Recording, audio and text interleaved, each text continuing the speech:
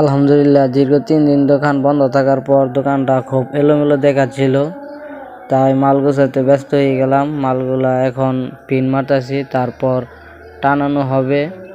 তো সবাই দোয়া করবেন আমার দোকানটা যেন ভালোভাবে চালাইতে পারি বা দোকানটা যেন ঠিকঠাক মতো গুছায় রাখতে পারি।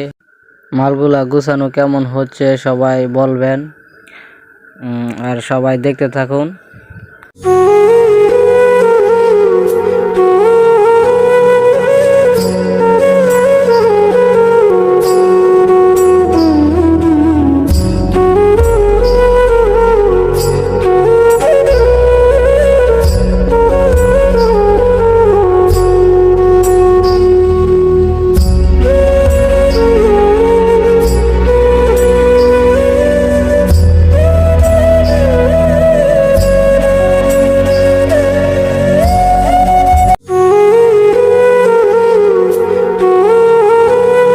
জানি না ভিডিওটা কেমন হয়েছে। ভিডিওটা ভালো লাগলে সবাই লাইক দিবেন, কমেন্ট করবেন, শেয়ার করবেন।